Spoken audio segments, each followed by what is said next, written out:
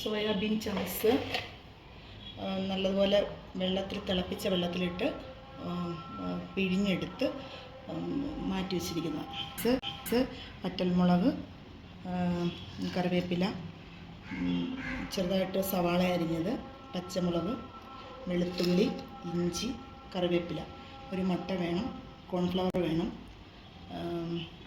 Chilli sauce, tomato sauce. കോൺഫ്ലവറേ ഉപയോഗിക്കാവുള്ളൂ, ഇതിനകത്ത് വെളിച്ചെണ്ണ ഉപയോഗിക്കാൻ പാടില്ല. കുറച്ച് മുളക് പൊടി, അളവൊന്നും കറക്റ്റായിട്ട് അറിയാതെ നമുക്കൊരു ഊഹത്തിന് അങ്ങ് എടുക്കുക. കുറച്ച് മഞ്ഞൾപ്പൊടി,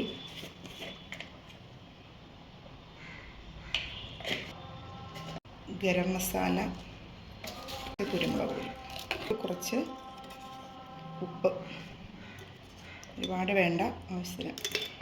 അതിനൊക്കെ കുറച്ച് കോൺഫ്ലവർ, ഒരു 1.5 സ്പൂണ്.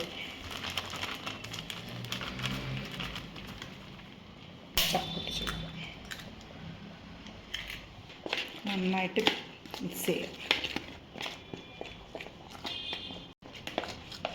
ഇട്ട് കൊടുക്കണം. എന്നിട്ട് നന്നായിട്ട് ഇതിന് മിക്സ് ചെയ്യുക. കൂട്ട് 5 മിനിറ്റ് റെസ്റ്റ് ചെയ്യാൻ വയ്ക്കുക. സൺഫ്ലവർ ഓയിൽ ഒഴിച്ചു. എണ്ണ ചൂടാകുന്ന സമയത്ത് നമുക്ക് ഇതിൽ നട്ട്സ് ഇട്ട് മൂത്ത് കഴിയുമ്പോൾ നമ്മളിങ്ങനെ കോരി മാറ്റുക. അതിലേക്ക് വറ്റൽമുളക്, കറിവേപ്പില,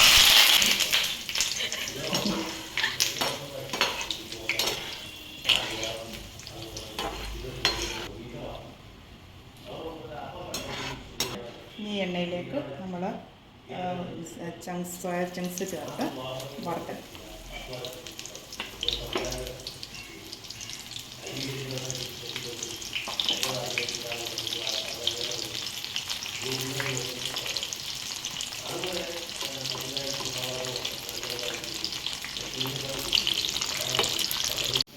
ബ്രൗൺ നിറമാകുമ്പോൾ നമ്മൾ കോരി നോക്കാം.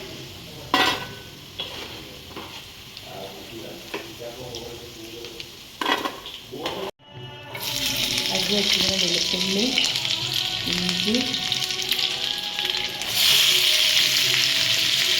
സവാള, പച്ചമുളക്, കറിവേപ്പില എണ്ണയിട്ട് വഴറ്റുക.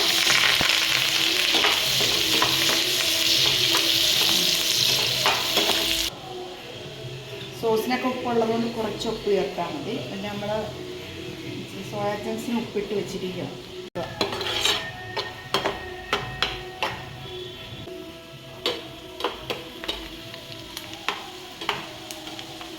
ഈ സമയത്ത് ഇതിലേക്ക് കുറച്ച് മുളക് പൊടി,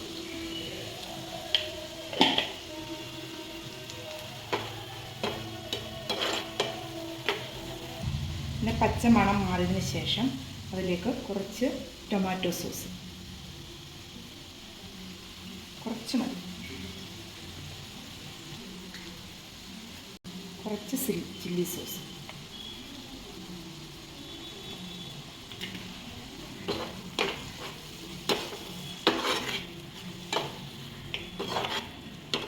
എല്ലാം ഒന്ന് മിക്സ് ചെയ്ത് ഒന്ന് വരണ്ട് വരുന്ന സമയത്ത് നമ്മൾ വറുത്ത് വെച്ചിരിക്കുന്ന സോയ ചങ്ക്സിലേക്ക് അപ്പോൾ നന്നായിട്ട് മിക്സ് ചെയ്ത്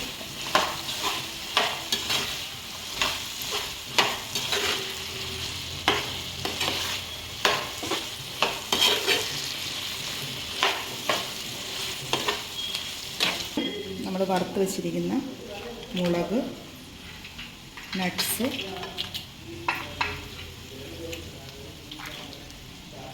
ഇതെല്ലാം ഇട്ടിട്ട് നമ്മൾ സ്റ്റൗ ഓഫ് ചെയ്യാം.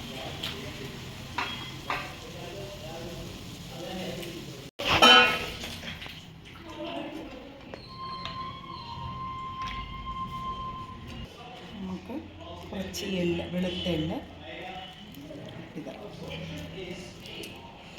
നമ്മുടെ സോയ ചില്ലി റെഡി.